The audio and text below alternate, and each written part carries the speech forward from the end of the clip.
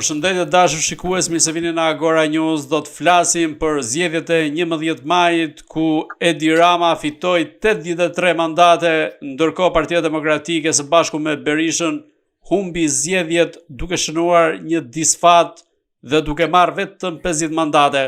Por çfarë do të prodhojnë për Shqipërinë këto zgjedhje dhe vetë pushteti absolut që mund të grumbullojë Edi Rama në 4 vitet e ardhshme? Ndërkohë nga ana tjetër do të flasim edhe për operacionin e SPAK-ut ku në bashkëpunim me autoritetet italiane ka goditur një grup të trafikut ndërkombëtar të drogës. Po çfarë fshihet pas këtij operacioni, teksa ka aludime se SPAK i ka pasur flet arrestet që në shkurt, ndërkohë arrestimet i ka bërë pas zgjedhjeve. Për të folur për gjitha këto, ne kemi të ftuar avokatin Gylsen Zhlima. Zoti Zhlima, përshëndetje. Përshëndetje, faleminderit për ftesën. Zoti Zhlima, si i keni lexuar zgjedhjet e përgjithshme parlamentare të 11 majit, ku Edi Rama ka fituar 83 mandate, ku shumë pak kush po themi e mendonte ose dhe vetë ai ndoshta mund të ketë qenë i befasuar nga ky rezultat? Zgjedhjet parlamentare 2025 treguan qartë që qytetarët shqiptar nuk morën pjesë në zgjedhje, mori pjesë një pjesë e tyre që janë 42%, në vend të merrshin pjesë mbi 50% të qytetarëve që të jepnin mesazh të qartë ndaj politikës së vjetër, ndëshkimi ndaj korrupsionit dhe krimit organizuar, ndëshkimi për paaftësinë e tyre disa vjeçare për të pjekur politikisht, ndëshkimi për ata që nuk kanë bërë politika sociale, ndëshkimi për ata që ende shëndetësia nuk është aty ku duhet në nivelin e duhur, ndëshkimi për ata që arsimi nuk ka kualifikimin e duhur dhe kemi probleme të mëdha për brezin ton i cili rritet me dhunë dhe përveç kësaj rritet me një lloj arrogance e paimagjinueshme në 2025-ën. Këto të gjitha do të ishin një vota ndëshkuese ndaj pushtetit aktual, por edhe nga pushteti i ardhshëm që do të ishte pas 9 shtatorit. Por duke qenë se qytetarët shqiptar, një pjesë e tyre, menduan që duhet të vazhdojë qeverisja ose keqeverisja, 828.000 shqiptar të cilët votuan Partinë Socialiste, nuk besoj se janë 800.000, po janë më pak, por ne do të mbetemi me statistikat, do të mbetemi me shifrat dhe do t'i referohemi kësaj shifre. Por ajo që unë kuptoj është që edhe Partia Socialiste nuk e kishte në planin e vet që të kishte 83 mandate, por të marrësh 83 mandate plus një mandat 84 ti ke të drejtë të bësh ndryshime organike, ke të drejtë të shfrytëzosh ndryshimet e kodit zgjedhor, kodit penal, ligjeve të tjera që kërkojnë 84 vota dhe ty nuk të duhet më opozita, po thjesht të duhet një deputet i cili mund të merret në çdo moment nga një grup, nga një parti tjetër parlamentare. Prandaj ajo që unë them është që qytetarët shqiptar në këto zgjedhje mendoj se nuk ndëshkuan ashtu siç duhet të dyja partitë kryesore në vend. Pse them këtë? Se pikërisht Partia Socialiste dhe Partia Demokratike janë ato që bënin kodin zgjedhor dhe pikërisht këto dy partitë politike u aprovua përsëri të jenë pjesë e qeverisjes së vendit, të jenë pjesë e opozitës së vendit dhe normalisht bashkarisht mund edhe të ndryshojnë kushtetutën sepse kërkohet 94 vota. Por duke qenë përsëri në zgjedhjet, unë kuptova që këto zgjedhjet ishin krejtësisht të manipulueshme në aspektin e votimeve. Dua të thjesht të vendos në një diskutim që nuk bëhet, po duhet ta bëjmë. Diskutimi është që identifikimi elektronik nuk ishte biometrik, çka nënkupton që ju mund të merrni një kartë, të votoni në emër të një personi tjetër, të manipuloni komisionin e votimit që ndodhet në qendrën e votimit dhe ai person të votojë me 10 karta, por identifikimi elektronik nuk e ndalon personin që të kryejë këtë votim, thjesht e ndihmon atë që ta vazhdojë votimin dhe manipulimin. Gjithashtu, një shqetësim tjetër ishte dhe vota e diasporës. Kur unë këtu në Shqipëri në rast se do të publikoja votën time, do të ndëshkoja penalisht sepse bëj diçka të dënueshme penalisht. Ai i cili merr fletën e votimit jashtë shtetit, shkon me familjen apo me njerëz të vet publikisht dhe ka të drejtën e tij që të bëj një vepër penale, po nuk ndëshkohet sepse është përtej kufive të Shqipërisë. Çfarë do të thotë ndëshkimi, ose penalizimi, ose disiplina e tij? Do thotë që ai kishte të drejtë të merrte fletën e votimit dhe të konsultonte dhe të kishte mundësi të fliste me njerëz të tjerë. Pra, procesi i dhomës së fshet u manipulua, thjesht kishim një dhomë transparente kur gjithë secili mund të kishte mundësi të ndikonte tek ata edhe me pagesë për të paguar, për të votuar subjektin që paguhet për rastin konkret të një subjektit garues. Prandaj këto zgjedhje për mendimin tim janë një goditje për të dyja forcat kryesore, edhe për Partinë Demokratike, por sidomos për Partinë Socialiste, se 83 mandate mund t'i marrësh edhe me ndërshmëri, mund t'i marrësh edhe me dhunë, mund t'i marrësh edhe me manipulime, por atë që nuk mund të komandosh dhe të kontrollosh dot është një krizë aksidentale financiare, është një krizë e politike që mund të lindë. Pra duhet ti vetë si subjekt të mbarësh përsipër kostot dhe ato kostot duhet t'i bash ti, sepse je pikërisht ai që pranove vullnetin e qytetarëve që të sollën parti të parë me një shumicë dormues, do thoja. Një shumicë e cila ti mund të bësh gjithçka, që do të thotë përgjegjësia më nuk mbetet individuale, është kolektive, pra është tek Partia Socialiste, por përgjegjësia politike është individuale te zoti Rama.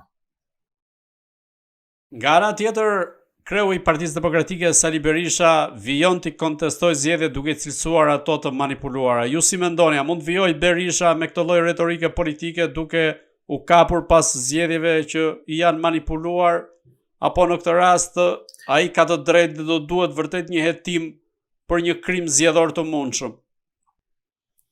Ai ka të drejtë të kontestojë, ai ka të drejtë të shprehet, ai ka të drejtë të revoltohet, ai ka të drejtë të reagojë ndaj çdo padrejtësie, por të drejtat e tij kanë edhe kufizime, por edhe disa limite. Së pari duhet të dimë që zoti Berisha mbajti Partinë Demokratike në një luftë të ashpër që u bë nga Yuri Kim, që era e parë kemi parë që si një ambasador shkon edhe futet në dyert e një partie dhe i thotë qytetarëve shqiptar, por edhe antarëve të një partie politike që do hani bar. Insistimi i amerikanëve, pra të Yuri Kim, për të bërë një goditje të tillë ndihmoi zotin Rama për të marrë mandatin e 4, pavarësisht se ajo nuk ishte në Shqipëri. Pse? Se duke dërguar Partinë Demokratike në gjykatë, që në vendet perëndimore të dëgjosh që një parti zgjidh hallet e veta në dyert e gjykatës dhe jo në konsultim ose debat apo fërkime politike brenda partisë, kjo është si pasojë e një goditje të rëndë që u pati Partia Demokratike. Zoti Berisha i luftoi, fitoi, të jemi realist, dhe vulën dhe partinë dhe u konfirmua kryetari i Partisë Demokratike dhe zgjodhi në mënyrë të gabuar për mendimin tim të jetë kandidat për kryeministër dhe jo të vendoste një person tjetër të kandidonte dhe në rast do të humbiste zgjedhjet normalisht do të ishte një person i ri i cili normalisht do të kishte edhe një shans të së ardhmes që të përvonte në rast se do të ishte një kryetar partie pra të Partisë Demokratike. Por zoti Berisha nuk zgjodhi këtë gjë, zoti Berisha zgjodhi të kandidojë vetë. Pavarësisht kontestimeve që ai ka, për mendimin tim, ai duhet të japi dorëheqjen, sepse dorëheqja është diçka e ndershme, pra pranon përgjegjësinë politike, por konteston skandalet dhe manipulimet që janë bërë në zgjedhje. Ashtu duhet të bëjë dhe partia në shtator që të kontestojë këto zgjedhje dhe në parlament të shprehet për vjedhjet e këtyre zgjedhjeve, sepse janë pikërisht vjedhje. Është i paimagjinueshme që të procedojmë policia e shtetit pse kërkove votën e një qytetari tjetër, një subjekt garues, një kandidat kërkoi votën e një qytetarit dhe policia menjëherë procedoi penalisht. Ky është fakt konkret që policia është shndruar si një forcë dhe si një ndihmë të partisë në pushtet, dhe shteti dhe pushteti janë një sot sepse kemi rezultatin e zgjedhjeve të 2025-s. Zoti Berisha duhet të bëjë atë që duhet të bënte më përpara, të japi një dorëheqje, po kjo dorëheqje që ai duhet të japi duhet të sjellë një garanci. Garancia është vetme që jep zoti Berisha dhe nuk mund ta japi dikush tjetër brenda Partisë Demokratike, dhe ajo është pikërisht garantimi për të bërë zgjedhje të lira edhe të ndershme brenda Partisë Demokratike dhe mos të dëgjojmë raste si raste më parshme që ishin me mbushje kutive dhe jo ashtu siç duhet të jenë me votën e lirë të demokratëve. Prandaj unë për mendimin tim them tek ju, por jo vetëm, që qytetarët shqiptar duhet të kuptojnë dhe demokratët duhet të kuptojnë që leadershipi është i rëndësishëm për të bërë historinë në parti, por zgjedhjet kontestohen, ndryshimi, rotacion brenda partisë duhet ketë, por ajo që duhet patjetër të jetë detyruese për Partinë Demokratike, që kandidatët që do të garojnë duhet të kenë vullnet 1, leadership 2, 3, të jetë kandidim i natyrshëm edhe jo i porositur nga partia kundërshtare. Duke qenë se Berisha deri tani nuk ka dhënë sinjale se mund të dorëhiqet, a ka një marrëveshje të fshehtë prej vitesh, por edhe në këto zgjedhje midis Berishës dhe Edi Ramës, që Edi Rama të mbetet në pushtet, ndërsa Berisha të mbaj frenat e drejtimit të opozitës? Unë do ta shikoj si një marrëveshje në këtë nivel, unë do të shikoj një marrëveshje që të dyja palët kanë pasur ndër vite që në 2008 dhe sot në vazhdim, që është e paimagjinueshme në një vend që kërkon ndryshimin, kërkon të ren, populli thot të vinë të rinjt dhe populli vetë rezervohet të votojë të rinjt dhe jep të paktën një mandat ose maksimumi 2 mandate. Marrëveshja vazhdon, unë jam i bindur për këtë gjë, sepse me 26 korrik u bë marrëveshja e famshme e radhës që të mbyllen listat dhe të hapet një pjesë e tyre. Nuk ka rëndësi a hapën apo mbyllen, por e rëndësishmja është që këtu ekzistonte marrëveshja. Pra, unë nuk jam i natyrës që kundërshtoj sistemin që të futem në garë, por jam i natyrës që unë kundërshtoj marrëveshje të cilat nuk bëhen gjithëpërfshirëse. Për ata të cilët thonë që politika nuk ka marrëveshje, do të thotë zotëri ke gjetur derën e gabuar, sepse pikërisht politika pa marrëveshje nuk ka për të ecur përpara, sepse debati politik dhe demokratik zhvillohet në fund fare dhe finalizohet nëpërmjet marrëveshjeve politike, të cilat në Shqipëri kemi parë mbi 60 marrëveshje politike të shkruara i kemi, të zbatuar i kemi pjesërisht, pra do të thotë që çdo gjë në Shqipëri ndodh me marrëveshje. Nuk dua ta ul kaq poshtë që të them ka një marrëveshje që njëri të jetë në qeveri, tjetri të jetë në opozit, sepse normalisht të dyja palët mund t'i bëjnë një rrezik të konkret vendit, por unë do të them që kemi një problem, një smundje kronike që kanë të dy partitë kryesore, por sidomos Edi Rama dhe Sali Berisha, që janë të atashuar dhe kanë atë nevojën e tyre ekstreme të jenë në pushtetin e karrikës së kryetarit. Nuk ka rëndësia është karrikja e ekzekutivit apo karrikja e opozitarit, po të njëjtën pushtet kanë. Do të kuptojnë diçka së bashku. Pushteti legjislativ është më i madh se pushteti ekzekutiv dhe pushteti gjyqësor. Pse? Sepse normon ligje. Edhe pushteti gjyqësor, po edhe pushteti ekzekutiv do të zbatojnë ligjet e legjislativit. Prandaj ka kaq shumë forcë deputeti, prandaj ka kaq shumë forcë çdo marrëveshje që bëjnë partitë politike në parlament, po edhe përveç kësaj, jashtë parlamentit. Ajo që unë dua të them është që zoti Rama dhe zoti Berisha ka ardhur momenti që të salutojnë dhe të japin një lamtumir pushteteve të tyre respektive, por edhe zoti Rama duhet të mendojë të mirë çfarë po bën. Unë e di që zoti Rama këtë mandat do ta çojë deri në fund, kjo nuk as bëhet fjalë, por në rastin e logjikshëm dhe jo në rastin emocional, zoti Rama për mendimin tim duhet të mendojë për të ardhmen, jo për 4 vitet e ardhshme, por për 15 vitet e ardhshme. Pse? Sepse ndryshojnë shumë gjëra, aksidentet rrugës ndodhin, politika nuk është absolute, pushteti nuk është absolut, gjithçka mund të ndodhi dhe zoti Rama për mendimin tim duhet të mendoj se si duhet të zbresë nga karrikja e kryeministrit dhe jo si mund ta vazhdojë edhe populli i tij të thotë vazhdo se je mbreti jon. Jo, është e gabuar.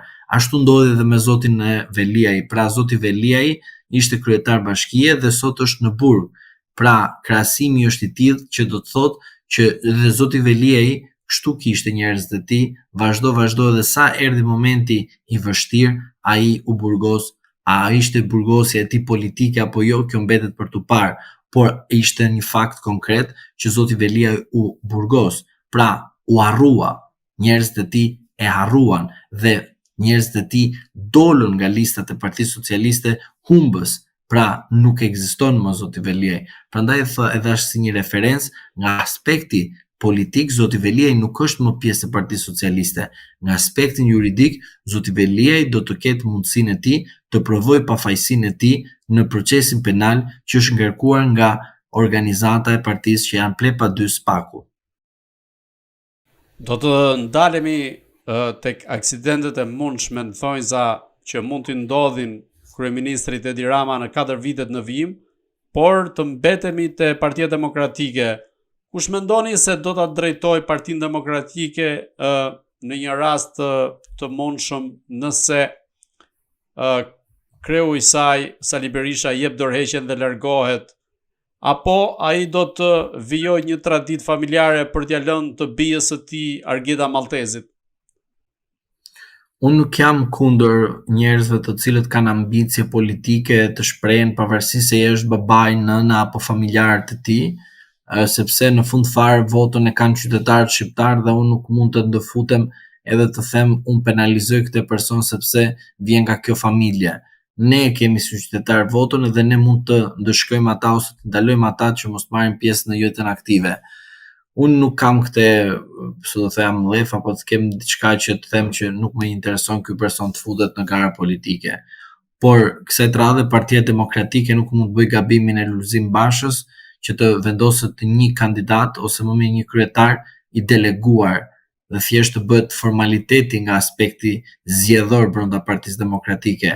Unë kam mendimin që kryetari i ri apo kryetaria e re duhet të jetë një zgjedhje dhe një përzgjedhje e antarësisë në mënyrë të natyrshme dhe kryetari apo kryetaria duhet të jetë patjetër një person i cili të ketë vullnet, një gjëra e parë, dhe e dyta të ketë fuqi, që të ketë leadership, që të përballet me arrogancën, se përballë nuk ke kundërshtar politik edukativ, as të pjekur politikisht, ke kundërshtar arrogant, i cili në çdo moment mund të godas në mënyra të ndryshme që të gëzoj atë që themi ne lavdratën apo kënaqësinë apo mllefin e qytetarëve të cilët janë tifozë ndaj tij. Prandaj leadershipi që unë mendoj tek Partia Demokratike duhet të jetë jo e deleguar por e natyrshme. Pra e natyrshme që vetë personi të ketë ambicie të kandidojë dhe mos t'i dhurohet karrikja, thjesht të luftoj brenda llojit dhe të luftoj dhe të marrë atë që meriton. Tani emrat konkrete, unë do të them disa emra të cilët i kam thënë edhe te ju para zgjedhjeve dhe në momentin kur u shpadh lista. Unë kam menduar që kandidat potencial për kryetar të Partisë Demokratike është Luciano Bocci, Josefina Topalli, tani e tuti janë shtruar disa emra të tjera, Jurita Tapaku, Andi Mustafaj dhe disa individ të tjerë të cilët i kam dëgjuar, të jem realist me ju. Mendoj se mund të jenë të paktën 5 kandidat që të kandidoj, por ajo që unë mendoj është kjo, do të kandidojnë që të bëhet zhurmë edhe të bëhet përçarja akoma më e thellë në Partinë Demokratike, apo do të kandidojnë me një sistem zgjedhjesh të brendshme që do të jenë model dhe nuk do të përcjelli përçarje brenda Partisë Demokratike. Ky është qëllimi. Nuk është qëllimi për të mbledhur edhe të vendosur antarësinë të votojnë në kutitë e votimit. Qëllimi është që nga ky votim, nga ky proces të dalë diçka pozitive, sepse pala tjetër gjithmonë don të godasi Partinë Demokratike në çdo formë dhe mënyrë që ajo asnjëherë mos të ngrihet në nivelin e dur për të qeverisur vendin. Ndërkohë nga ana tjetër, Edi Rama ka marrë 83 mandate. Si e shikoni në 4 vitet e ardhshme ecurinë e tij në krye të qeverisë dhe cilat mund të jenë ato aksidente në thonjza që mund ta rrëzojnë nga pushteti? I vetmi rrezik nga pushteti që do të ketë zoti Rama në një të ardhme të largët, sepse Shqipëria është mësuar gjithmonë të jetojë në varfëri dhe justifikohet varfëria sepse jemi një vend i varfër. Por vjen momenti që paguhet një faturë dhe fatura gjithmonë është financiare. Ajo faturë nuk shikon a je i majt apo i djathtë me parti apo pa parti, a ke votuar në zgjedhje apo nuk ke votuar në zgjedhje, je tifoz i Sali Berishës apo Ilir Metës apo Erion Velis apo Edi Ramës, por ajo shikon qytetarin dhe ajo faturë i delegohet qytetarit që çdo qytetar të paguaj korrupsionin që ka ndodhur në Shqipëri në vitet e fundit, sidomos në mënyra të ekstreme. Që do të thotë, e vetmja gjë që e bën zotin Rama të bjerë nga pushteti është një krizë e kontrolluar financiare, për mos likuiditet të brendshëm financiar. Ne të jemi realistë, kemi bankat të shëndetshme në aspektin e lekuidimit, por sa do t'i marrim atyre si shtet bankave, kaq shumë lek sa i marrim, normalisht që edhe atyre do t'i mbarohet leku. Prandaj them që e vetmja gjë që zoti Rama e bën të shkojnë në një krizë të brendshme është kjo pikërisht kriza financiare e kontrolluar. Por që të arrijmë këtë gjë duhet qytetarët të kuptojnë që nuk është alternativa kjo, po thjesht ky është një nga shkaqet të cilat do të jenë të rënda për çdo buxhet të familjes, sepse dhe integrimi i Shqipërisë në Bashkimin Evropian kërkon patjetër dhe kosto, kërkon patjetër edhe sakrifica, dhe sakrificat nuk janë të lehta, janë të rënda, sepse Bashkimi Evropian nuk është më ai 2008-s që dhuronte lek dhe nuk interesonte ku shkonin ato lek, por Bashkimi Evropian tani e tutje thot unë lekët ju e jap, por ju duhet të më jepni llogari ku i çoni dhe si investoni. Kjo mund të jetë edhe një shkak tjetër që mundet të kemi një mos dakordsi dhe normalisht mund të kemi edhe një mosmarrëveshje me Bashkimin Evropian midis qeverisë dhe Bashkimit Evropian.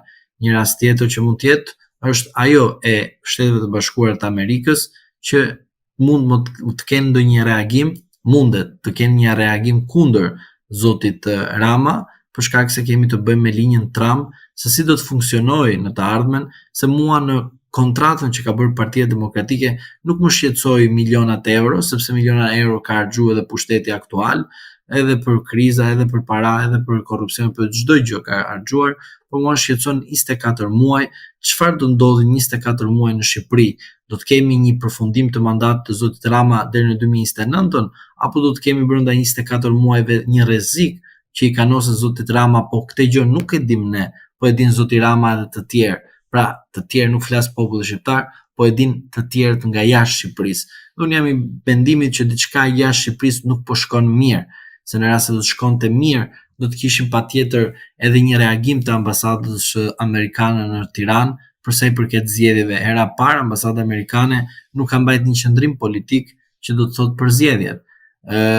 Që normalisht çdo ambasadë mban një qendrim politik për zgjedhje, sepse pikërisht zgjedhjet janë proces demokratik, pra politik të një vendit i cili është antar i NATO-s dhe aspiron për Bashkimin Evropian.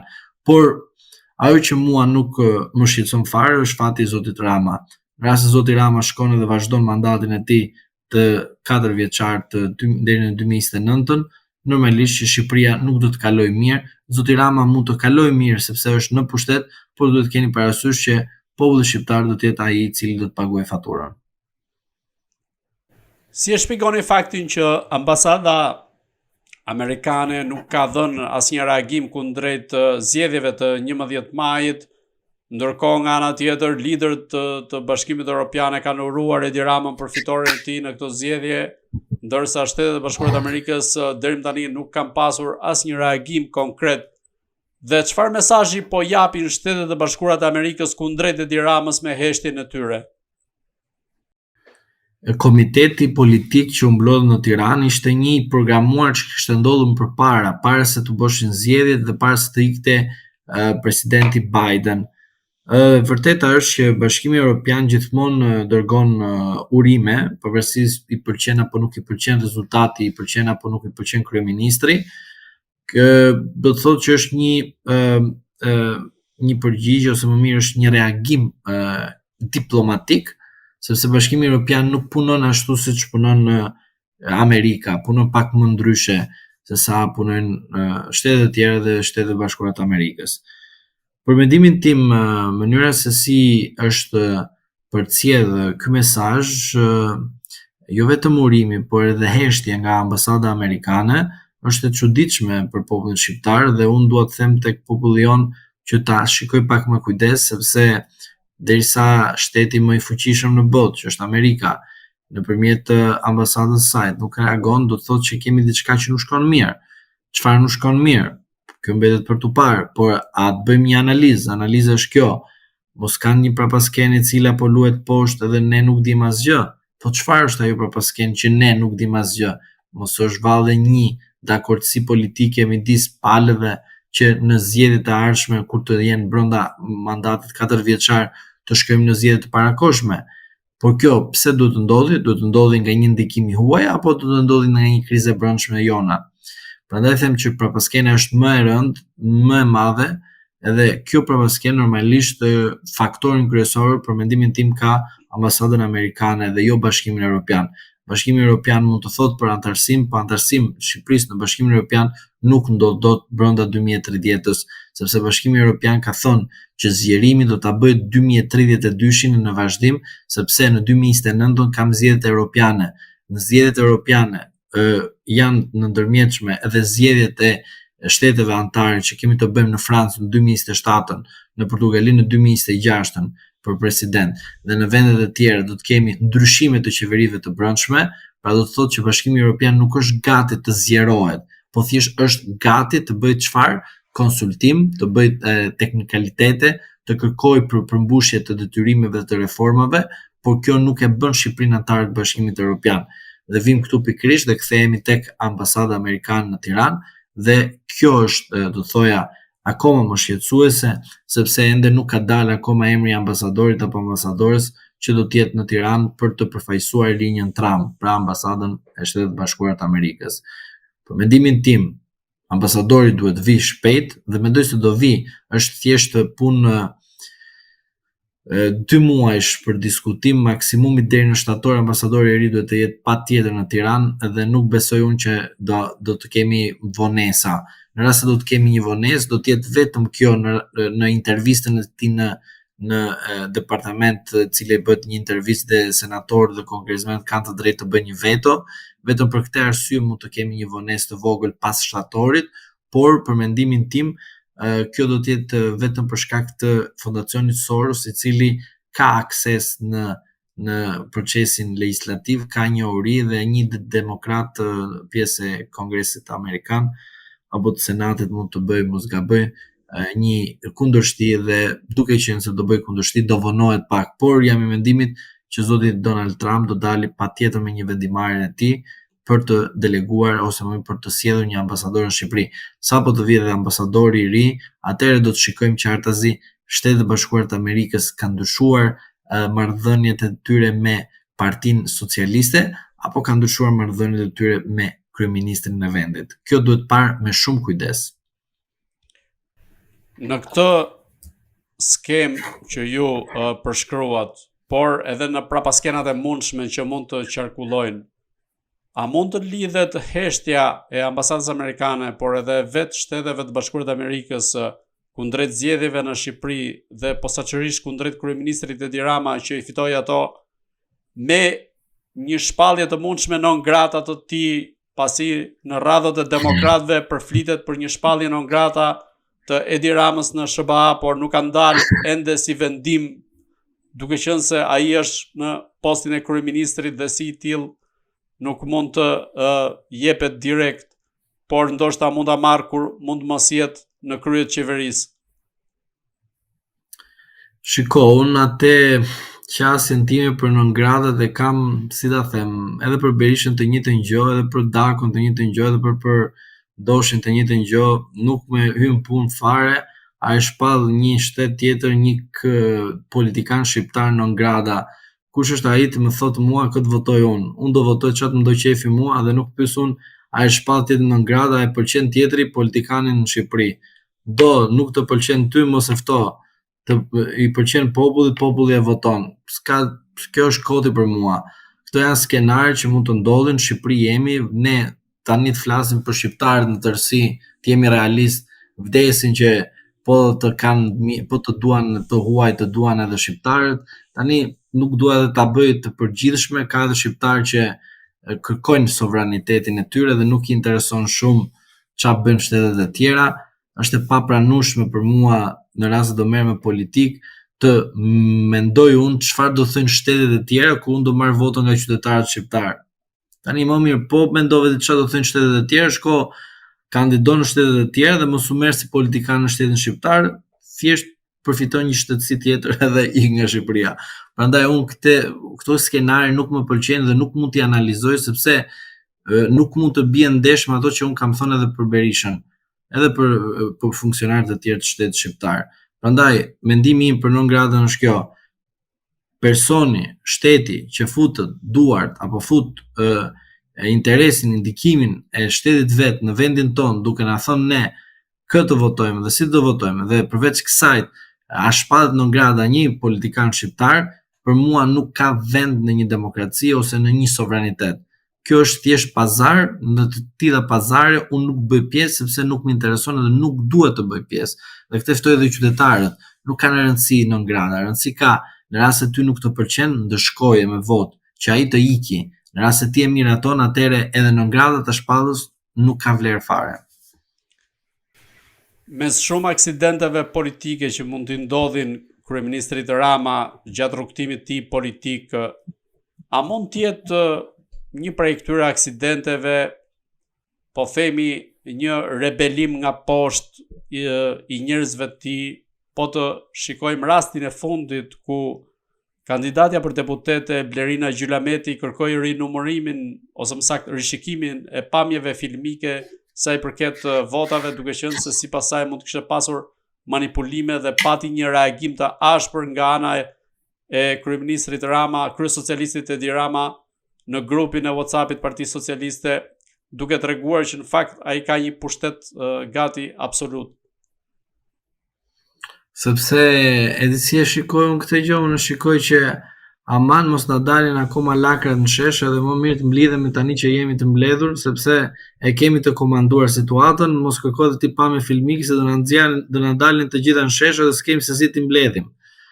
Ky ishte mesazhi që unë kuptova. Unë kuptova që e mblidhu ti, i tha mblidhu ti edhe bashkë të tjerë që s'keni pse të kërkoni pame filmike, ne kemi pushtetin, ne jemi skuadër, nuk je deputet, do të vjen një dikaster të mirë, do bësh aty me rrogën tënde mujore, dhe normalisht do ecësh përpara në jetën tënde. Pse ti tani do të jesh deputet patjetër? Unë s'të dua deputet, prandaj të çova në listën e hapur. Tani nuk e fitove ti, e fitoi ajo tjetra. Tani çfarë halli ke ti? Kjo është përgjigje e Edi Ramës. Nuk është përgjigje e Edi Ramës. Meritokracia, standardet, patjetër, drejta jote dhe ankimit brenda afatit të ligjor duhet të bësh procedurën dhe normalisht nga procedura do të dalë rezultati i hetimi administrativ, pastaj ke të drejtë të bësh ankimin në gjykatën në rrethin gjyqësor. Mos mendoni këtë përgjigje të zotit Rama. Ktu jeni të gjithë, jemi skuadër, po kush e hap gojën, shko përpara komitetit të ekzekutiv të partisë që është Spaku. Kush e mbyll gojën, rrin aty dhe merr një pozicion partijak politik. Shtet pushtet bashk janë, e gjenë muhabetin bashkarisht ata, nuk është ndonjë problem. Prandaj mesazhi i tij ishte mos na hapni telashe me zgjedhjet, sepse i kemi bërë kështu si kemi bërë, mirë janë, na intereson kaq. Po kush mund t'ja haj kokën Edi Ramës në radhët e Partisë Socialiste? Erion Velia. Vetëm ai. E ka të pamundur. Vetëm ai janë kokën. Vetëm ai janë. Po të flasë Erion Velie, Edi Rama do të ketë probleme. Po nuk foli ai, Edi Rama do të qetë. A ka gjasa ndodhi gjë e tillë? Nuk e di, ai ka shpresën e tij të jetë në gjykatën e lartë të Ilirë. Unë normalisht duke parë që gjykata e lartë është gjykata e kolegjit politik, sepse përbëhet nga ish ministër, Plepa 2, futuni dhe shikojni a ka gjykata e lartë Plepaxhi, ka, shikojeni. hetojeni dhe do gjeni plepaxhi sa doni. Tani e vërteta është që i vetmi që mund të bëj këtë është Zoti Veliaj, por Zoti Veliaj do ta bëj për interes të qytetarëve shqiptar, për interes të socialistëve, për interes të vetes së tij. Se di. Por ai e ka në dorë ta bëjë. Sepse pushteti vendor dhe pushteti qendror kanë disa përgjegjësi. Normalisht ku ka edhe shumë mbikarkesë pune, dikush bën edhe shpërdorim detyre. Shpërdorimi i detyrës nuk ka nevojë të sjellë, do thoya, shumë pasoja, mjafton një pasojë të sjellë. Ajo pasojë dëmtojnë disa interesa. Përveç kësaj, ta të procedosh ti sepse gruaja të ka bler 800.000 euro libra, s'ka rëndësi. Po të procedosh ti që ke firmosur në emër të 4 këshillave bashkiak, ke firmosur ti, normalisht ka shumë rëndësi se ti po ke marrë kompetencat e një institucion që s'mund t'i marrësh dot, se ti je në bashki, je pushtet ose më mirë, je person ekzekutiv, pra nuk je person vendimarrës. Drejtues ekzekutivje, administratori bashkisje, nuk je pushteti vendimarrës që është këshilli bashkiak. Edhe spaku i partisë të marri ty për 800.000 euro libra që ka bler gruaja jote, tani se di unë si ta interpretoj më. Unë duhet të them tek socialistët të ndershëm, tek ata të cilët duan Partinë Socialiste, po edhe ata që se duan Partinë Socialiste dhe janë për shkak të materializimit të saj si një LSI e dytë, ta shikojnë, është çështje e brendshme, nuk merrem dot unë se si e shikojnë ata, po ai që mund të djegë Zoti Rama është vetëm Zoti Ion Veliaj. Dhe askush tjetër nuk mund të bëjë revolt përveç Zotit Veliaj. Në rast se Zoti Veliaj nuk bën revolt, nuk ka se si të bëhet revolt nga të tjerë të cilët Zoti Rama me një A4 i qëndisë dhe i vendos në vendin atje ku e din vet ata, sepse sigurisht Zoti Rama ka bërë nder. Shikoni t'ju bëj një sqarim të vogël të kuptoni diçka. Zoti Rama nuk godet personin që nuk ka pirë një herë kafe me atë. Zoti Rama godet personin që ka pi kafe, ka hëngër, ka drekuar, ka folur, ka bën ndere, dhe në momentin ku personi reagon, Zoti Rama i godet. Pse? Sepse është marrëdhënie njerëzore kjo. Përfitimet janë të përbashkëta, kur fillon dalin revoltimet apo kundërshtimet, normalisht që Zoti Rama merr masat e tij për vetë mbrojtje. Prandaj them që vetmi mundësi që mund të rrezikojë Zoti Rama është vetëm rasti Veliaj, sepse është që është brenda. S'ka çfarë të ndryshojë. Vetë Rama nuk ka humbur kohë dhe përmes ministrit drejtësisë Ulsi Manja është duke tentuar për të propozuar një formulë për korrigjimin apo vendosjen në kontroll gjithnjë më shumë të spakut.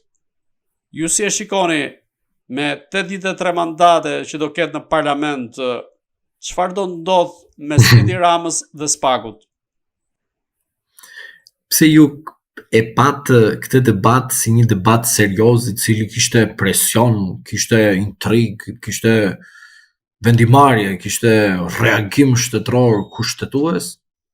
Ju lutem, ajo është një komedi, ajo është një serial, regjizori ekziston, aktorët ekzistojnë, dhe për mendimin tim, për popullin tonë e them, ata që na duan edhe na dëgjojnë, mos u deni nga konflikti institucional.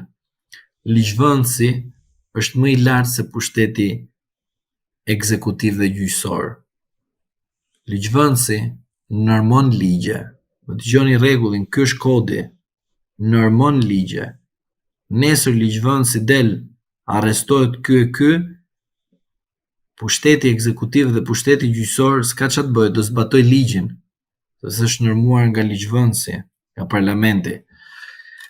Debati që u bë ishte një debat thjesht show, PR, që të tregoj tek qytetarët që shiko, ne tani po kërkojmë të drejtat, kërkojmë standardet, kërkojmë të ato të cilët janë mohuar. Më fal, ekziston njeri në këtë botë të thotë që kjo reformë që u bë nga amerikanët dhe europianët nuk kishte të drejta. Normalisht kishte të drejta. Kishte standarde, po kishte standarde. Po kush vjen edhe thënë që ka standarde 2 fishta, 3 fishta? pikërisht partitë politike që normuan reformën dhe u përbëtuan për asistencën e ndërkombëtarëve. Dhe vetë këta vinë sot në një tryezë debati dhe bëjnë sikur po bëjnë debat me njëri tjetrin.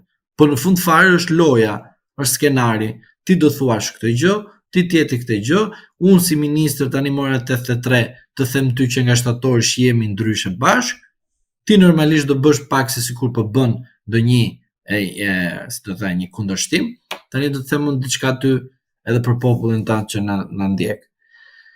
Kur u bë komisioni Xhafa, e mban mend që t'i rikujtojmë në afat qytetarët tanë se 3 ditë zjat lajmi, hallet janë shumëta edhe ne 3 ditë merremi me hallet tona, po hallet e popullit merrim më shumë. Doli zoti Dumani në një deklarat dhe tha që ne nuk marrim pjesë në komisionin e zotit Xhafaj. Doli krye prokurori tha po të njëjtën gjë, doli inspektoriati tha të njëjtën gjë. Më fal, këto emra që më the ti mua që debatuan për reformën, ç'lish kishin aty në atë tavolinë kur ata kishin refuzuar ftesën. Po pse nuk bën Mua diçka nuk më shkon. Pse nuk bën njëjtën gjë në këtë rast? Po ligjvënësi është më i madh dhe më i fuqishëm se pushteti ekzekutiv dhe gjyqësor. Pavarësisht se themi prallën, balancimi i pushteteve, lere, mos të lodhem se e them edhe kam frikë se i lodh njerëzit. Prandaj them, kjo është një lojë, kjo është një skenar i bukur që sallami për djath dhe djathi për sallam, kush e ha dhe kush bën gabim fatal që ha djathin për sapun do ketë probleme në të ardhmen. Sa rrezikohet SPAK-u nga kjo mazhorancë me një shumicë pothuajse shumë të cilësuar, mund ta quajmë, prej 83 mandatesh të Edi Ramës. 84, them po 84, mos u lodh fare. E kompletojmë 84. Pse të thot 83? Njëri do ta blej se s'ka ku të shkojë. Të bëjmë një saktësim. E blen është e tmerrshme. Negociojmë me partitë të tjera dhe dalim në një konsultim, në një debat, diçka të bukur që kërkon debat, kërkon pjesëmarrjen e ekspertëve, kërkon njohuri të posaçme, të fton një parti politike, të shkon edhe negocion, ti si ekspert, bëhet një debat i bukur dhe pastaj votojnë edhe 2-3 parti ose një parti e vetme që mund të ketë 3-4-2 deputet, atëherë nuk quhet ndonjë shitje. A kupton? Po në rast se të del 83-shi dhe del njëri kështu shkëputur dhe të shkon 84, diçka nuk shkon mirë. Po çfarë pret SPAK-un dhe vet Altin Dumani nga kjo shumicë dominante dhe nga ky lloj pushteti absolut që do ketë në duart e veta Edi Rama? Unë thjesht dua të di SPAK-u ja merr nga shtatori, nën shtatori zotit Ramës telefonin apo jo? A ja merr dot? Unë këte jam kurioz. Jo, unë jam kurioz ta di. A ja merr? Kam frikë se Rama ja merr Altin Dumani telefonin.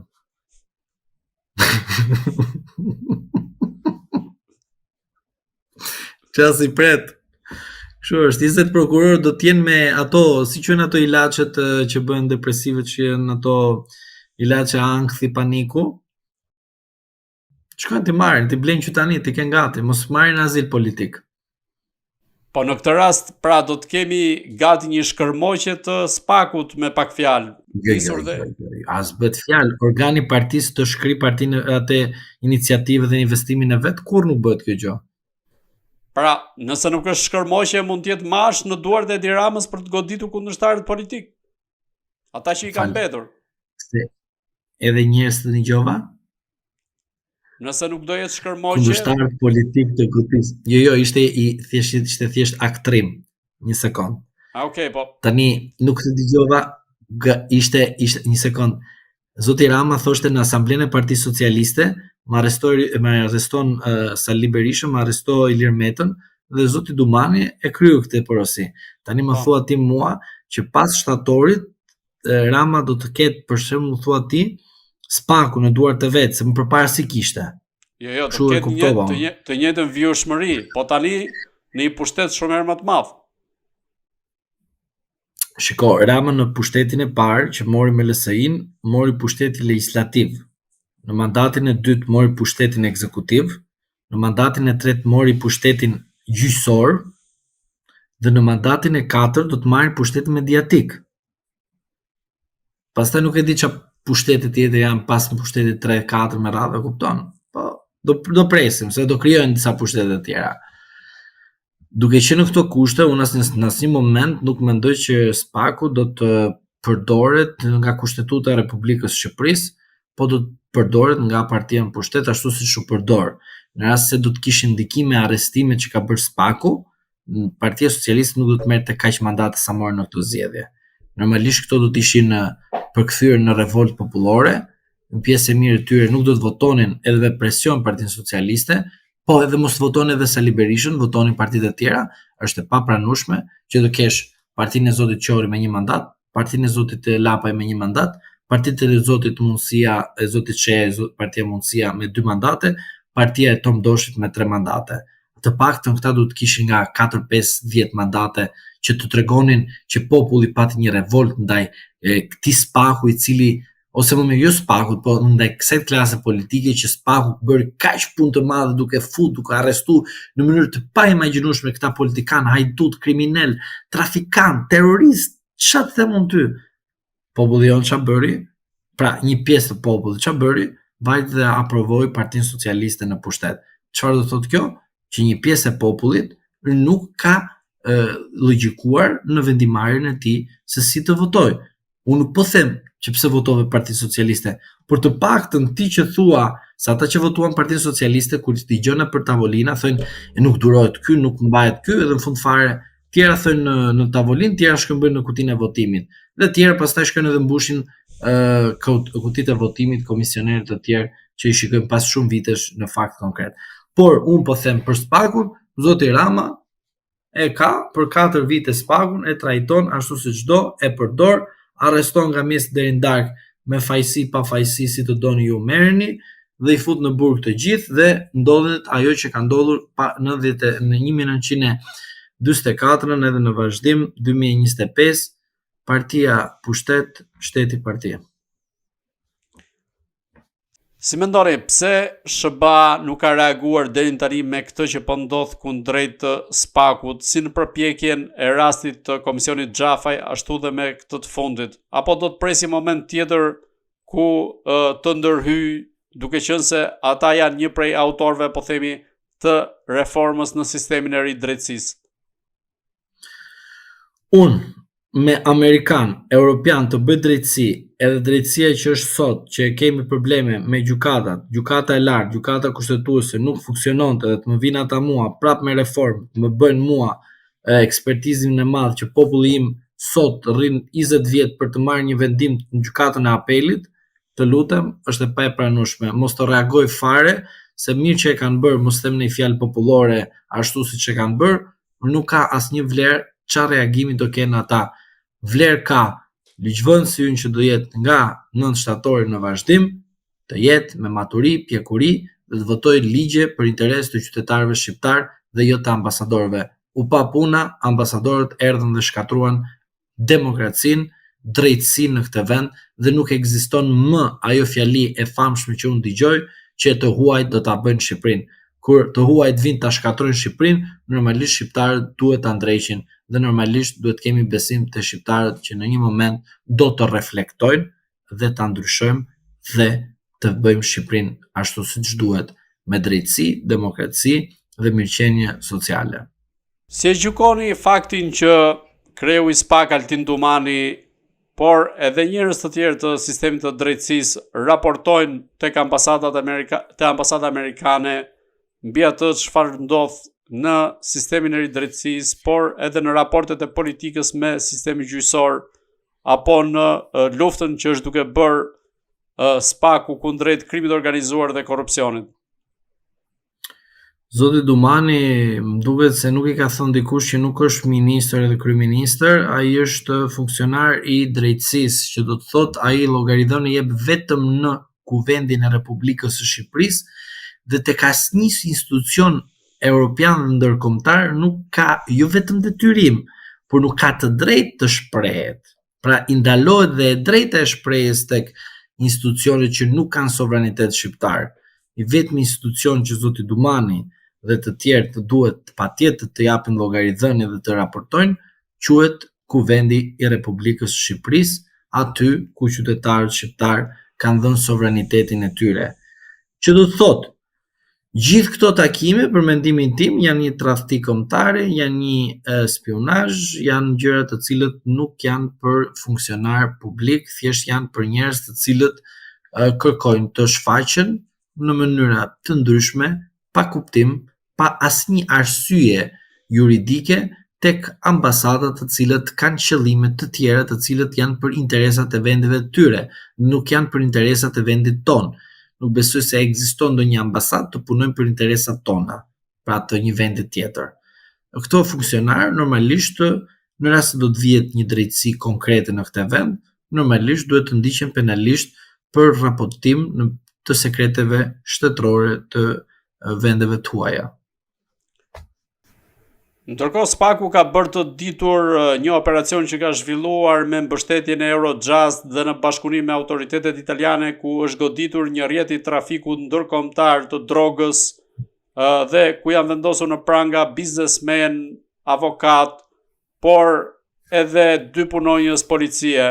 Ju si e lexoni këtë operacion të Spakut? Të paktën 2 lodhje madhe, 2 lodhje madhe, grupi fuqishëm. Po, dy bëri të ditur prokurori Vladimir Mara, kështu që i dy të fuqishëm, grup kriminal, më i fuqishëm në Shqipëri, sa ai kapi atë ka kampionin që mat sa të fuqishëm janë edhe AK edhe grupet e tjera që konkurrojnë dhe janë matur të gjithë ata në treg sa shumë fuqi kanë. Çfarë them, këto janë deklarata të paimagjinueshme. Nuk kam parë ndonjëherë në vendet europiane të dalë prokuror dhe të bëj deklarate dhe të mbledhi mbrapa vetes policët e shtetet huaja, të bëj show mediatik, kapëm këtë, arrestuam këtë, degenerojnë emrat personash, ore le ta kanë bërë, po puna është mos i degeneroni kështu njerëzit më vlla. Çfarë janë këto gjëra? Vjen tani me antimafia italiane, vin këta thënë nuk e bërëm ne tani sepse nuk e menduam dhe nuk e gjykuam kështu, ose kur vjen momenti thënë po mirë, pse nuk e bë para zgjedhjeve edhe bën tani, thënë jo na kërkuan këta tuajt. Ç'a ndikohesh ti nga tuajt edhe na merr avokatin për ndikim të palishëm, ku ky tjetër ty të ndikon drejt për së drejti që ka një sovranitet tjetër dhe s'është sovraniteti joni. Pra do të thotë to janë lojra, të më arrestosh ti mua, të më vendosush 52 veta. Në Tiranë ishte një urdhër arrest 12 veta, u arrestuan 6, ato të tjerët kanë ikur. Më fal tani, operacion quhet ky apo dështim? Apo më mirë, më falni, pacienti vdiq, dështoi operacioni. Çfarë janë këto gjëra? E vetmja gjë që ne na bën që të jemi krenar është vetëm kjo, që Shqipëria do shumë punë akoma dhe normalisht kemi shpresë për të ndryshuar gjithçka në Shqipëri, akoma dhe Spaku në aspektin e punës vet. Por ama këto operacione janë të paimagjinueshme. Del për statistik që të ketë në 2026 të raportoj për 2025 në parlament. Çfarë janë këto arrestime? Gjetëm 2 policë sepse ato tjerë që janë pjesë çfarë janë, nuk ka policë të tjerë. S'ka funksionar të lartë të policisë. Pas kemi një avokat, e ke kap avokatin për ndikim të palishëm dhe nuk na thua te kush person ka ndikuar të palishëm, te prokurori, te gjyqtari, merri edhe ata brenda. Ka korruptuar avokati, po, kemi pasivin, kemi aktivin, merr edhe pasivin futën burg. Ose më merr mua të dy vetëm njërin thjesht më tregosh si një model, gjetëm dhe një avokat rrugë e morë me futën brenda se na duhet për statistikë. Këto gjëra janë shumë të rrezikshme. Njerëzit i shikojnë, kënaqen me arrestimet, vdesin për këto gjëra, po ju duhet të dini një të vërtetë. E vërteta është kjo, burgaxhit e vërtet janë jashtë burgjeve. Ata të cilët kapen janë ushtarët dhe viktimat. Ata të cilët nuk kanë bukë, familjarët e tyre ne i shikojmë, ne jemi avokat, unë jam avokat, ka dhe avokat të tjerë dhe di shumë mirë. Ata që kapen për drogë nuk kapen të vërtetët, kapen ato të cilët i kapi fati në ato momente dhe arrestohen, po bukën edhe gjërat ja çojnë familjarët, nuk ja çojnë bandat. Dhe në rast se kjo është një bandë e fuqishme që quhet, normalisht kjo u përça, do shkoj të bashkohet me bandë tjetër apo do të bëhet përsëri bandë e fortë, sepse është e fuqishme, kështu thanë. Pra do të thotë çfarë bërën? Bërën diçka, një show, çfarë të heqin vëmendjen e njerëzve të 83 mandate, të heqin vëmendjet e njerëzve tek zgjedhjet, vjedhjet dhe të japin tek njerëzit të kuptojnë që ne jemi këtu dhe normalisht ka një shpresë në fund të tunelit, që nuk ekziston, që këto zgjedhje do të bëjnë patjetër një dështim në të ardhmen të kësaj qeverie, sepse ne do të arrestojmë. Zotëri, nesër shko arrestoj një politikan të Partisë Socialiste. Partia Socialiste po ka mundësi të shkon edhe 94 mandate. Pse 94? Se do të votoj parcelat e Tufinës dhe Sharrës në Tiranë dhe ku ekzistojnë parcela dhe Tufina dhe parcela mos them të vdekurish, do votojnë në zgjedhjet e ardhshme. Prandaj çdo gjë që bëhet në këtë vend nuk bëhet ashtu siç duhet dhe bëhet gjithmonë mbrapsht. Pse? Që të gëzohen disa individ dhe thënë punon, funksionon spaku, se po bën nami, po bën hatan, po i arreston gjithë. Po mirë, do më thuash ti mua njerëzit që arrestohen në Shqipëri dhe pasi arrestohen dhe mbaron afati para burgimit dhe nuk gjen prova, i ka kërkuar dikush nga spaku falje publike se janë arrestuar, degeneruar emri i tyre dhe normalisht atyre nuk i është gjetur asgjë dhe në fund fare nuk kanë thënë një falje publike për këto arrestime. Po jo, nuk them falje sepse faturën e pagojmë ne, qytetarët shqiptarë, sepse ai tjetër shkon edhe ankohet dhe thotë më keni marrë në burg kot. Prandaj këto operacione janë operacione thjesht statistikore, nuk sjellin asnjë rezultat konkret sepse krimi nuk është ai krimi që themi ne. E kalove maunën tani, po, prit se po të vëzhgojmë. Kaloj edhe maunën tjetër sepse duhet ta kap si provë. Jo, nuk e kalove kësaj radhe kaq, kaloj maunën e dytë sepse duhet 3-ën dhe 4-ën 5 me radhë dhe pastaj kur të bindem unë që ti ke kaluar kaq ton në mënyrë ndërkombëtare, atëherë unë do të them tani çuna erdhi momenti t'ju ndaloj. Fal, ky quhet tallje, nuk quhet aksion. A fshihen politikan pas këtij rrjeti të trafikut të drogës, të cilët SPAK nuk i ka goditur, duke qenë se një aktivitet i tillë kriminal nuk mund të bëhet pa mbështetjen e politikanëve dhe zyrtarëve të shtetit? Shiko, zyrtar të shtetit po. Tani janë politikanë apo jo? Se unë për politikanët shqiptar kam një mendim tjetër. Politikanë janë në mëngjes dhe biznesmen darke, këtë s'ma heq asnjëri mua nga media. Janë të përzierë. Po tani të jenë të përfshirë në drogë dhe në këto raste, çfarë të them tani, kam rezervat e mia. Po zyrtar të lartë në edhe politikanë përfshirë, po zyrtar të lartë të shtetit shqiptar edhe mund të jenë, pse mos të jenë, se ato derisa po marrin një rrogë Varfanjaku, normalisht investojnë më shumë për të mbi pasuruar. Varfanjaku me thënza, jo se është e vërtet kjo gjë. Po gjithsesi, edhe një shtesë të parave nuk është keq për disa individ të cilët investojnë për të mbi pasuruar në kurrizë të qytetarëve të tjerë. Ka raportime të caktuara në media që flasin të cilat flasin se flet arrestet janë prerë pra që në muajin shkurt, por arrestimet janë bërë pas zgjedhjeve. Si mendoni pse ka ndodhur një gjë e tillë?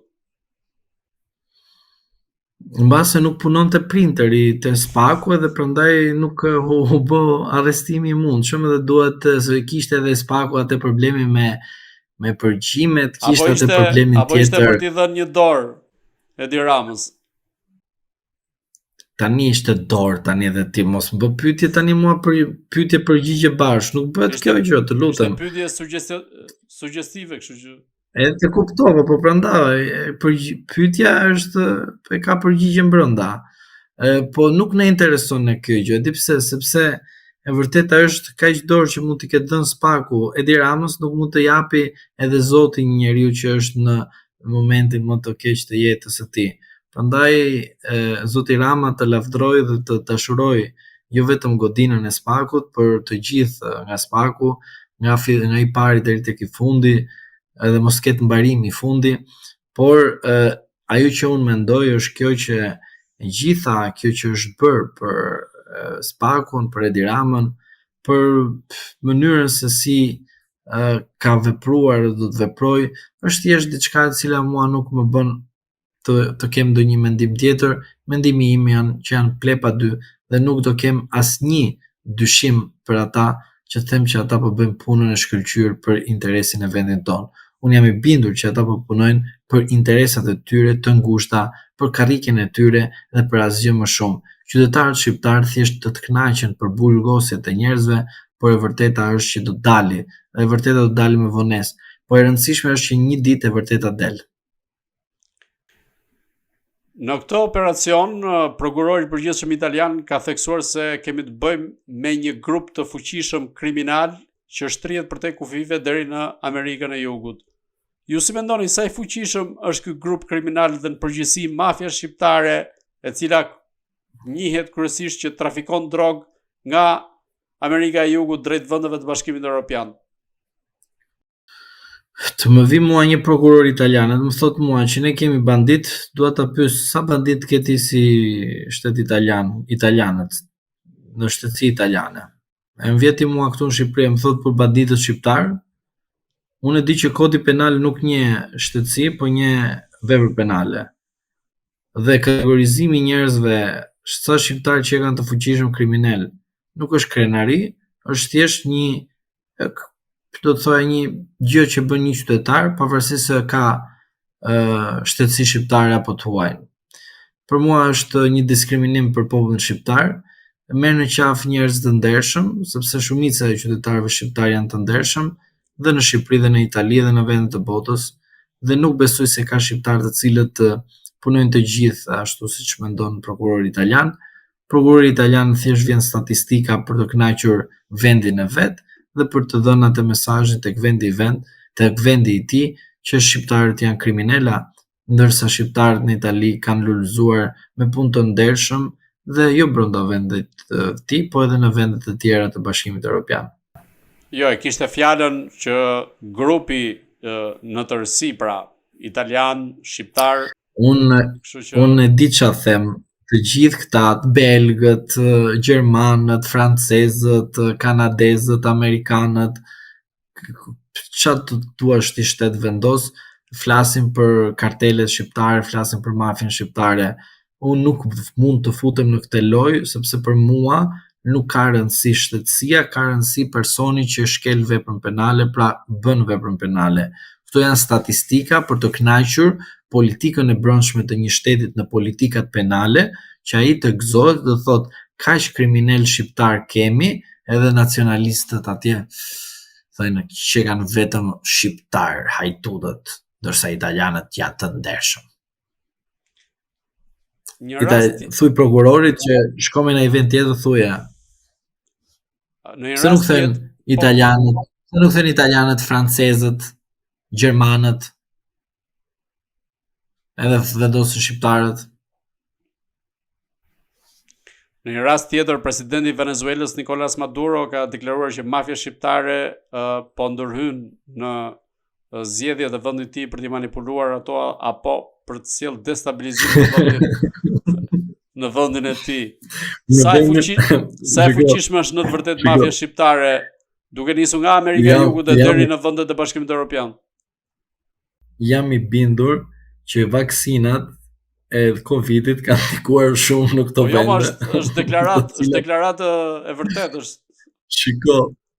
Shiko, të një shtet i cili nuk e din çfarë do thënë zgjedhje, një shtet që s'ka bërë zgjedhje asnjëherë, një shtet i cili nuk e di a ekziston fjalia demokraci. Del edhe flet për ndërhyrje të procesit të brendshëm nga shqiptar, tani çfarë them, nuk e di.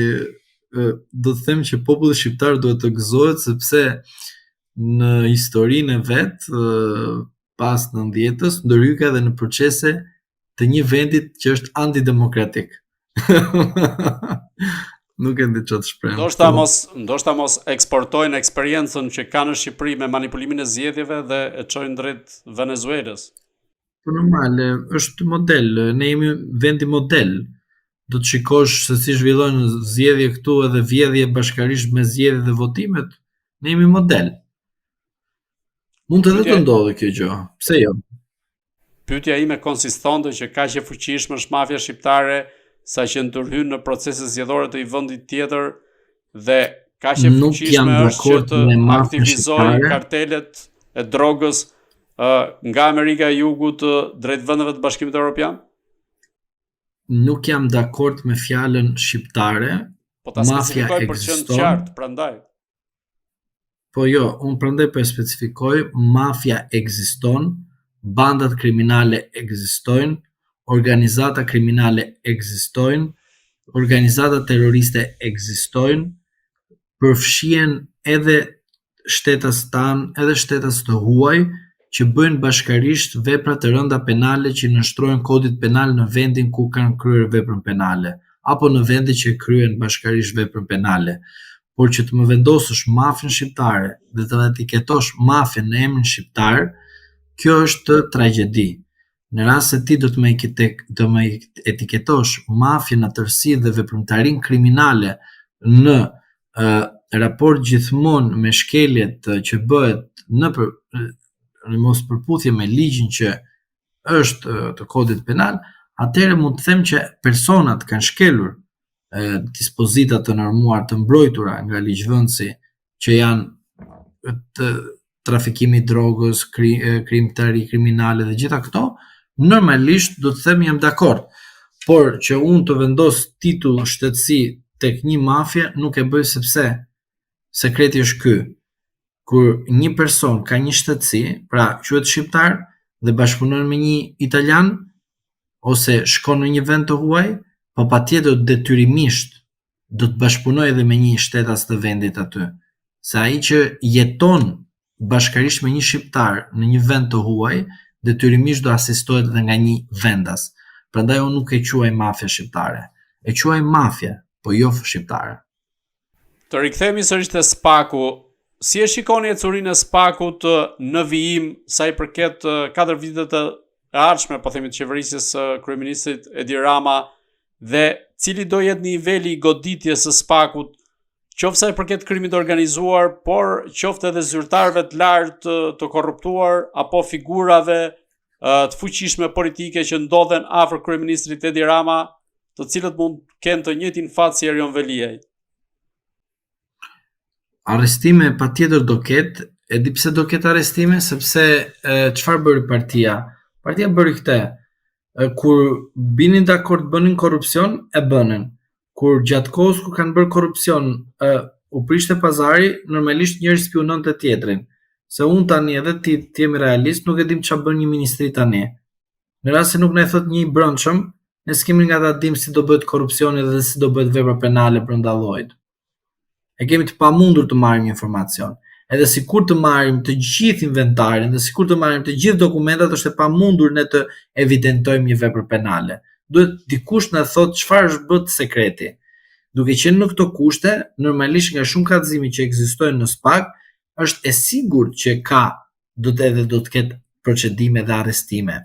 Tani a do të jenë të nivelit të lartë? Patjetër duhet të jenë të nivelit të lartë, sepse SPAK-u duhet të punojë në interes të partisë dhe nuk mund të punojë më në interes të kushtetutës. Një kjo. 2. Zoti Dumani është futur në SPAK në 2020-ën.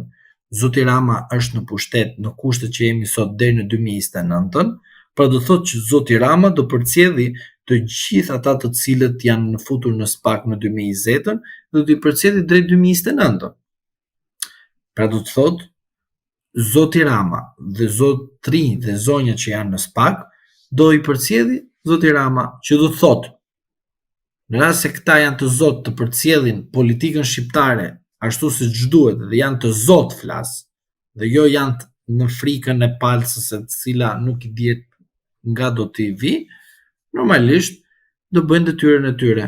Por unë jam i bindur që Zoti Rama do t'i përcjelli në 2029. Kush mund të jenë kokat më të rëndësishme që ndodhen afër kryeministrit Edi Rama që mund të priten nga SPAK-u, por edhe që mund të sjellin ndryshime konkrete në qeveri apo dhe në politikën shqiptare? Nuk besoj se ka emra konkrete momentalisht, ajo që mund mendoj është kur zoti Rama nuk kënaqet më, nuk intereson më një person, normalisht i tregon përgjegjësia është individuale, merr katalogun aty, merr atë menun çfarë është aty, gjë avokatët për të mbrojtur sepse Partia Socialiste dhe unë nuk jam avokati jot, pavarësisht se ti je ke qenë bashkëpunëtori im. Emra konkrete nuk ka momentalisht. Kur zoti Rama të mendoj kush janë, menjëherë i shkarkon dhe ata fillojnë edhe merren. Belinda Balluku, për shembull, në fushatën elektorale është parë e diferencuar ose distancuar nga kryeministri Edi Rama, pra nuk ka qenë ajo afërsi siç ka qenë më parë, pavarësisht të rezultatit që ajo arriti në Fier. A është një shenjë kjo se Balluku mund të ketë të njëjtin fat si Arben Ahmetaj? Edhe si Veliaj. Apo dhe si Veliaj? Është bërë një burg i mirë atje në Pogradec, lart për gratë. Është shumë i bukur, është me standarde, flas vlerësim maksimal.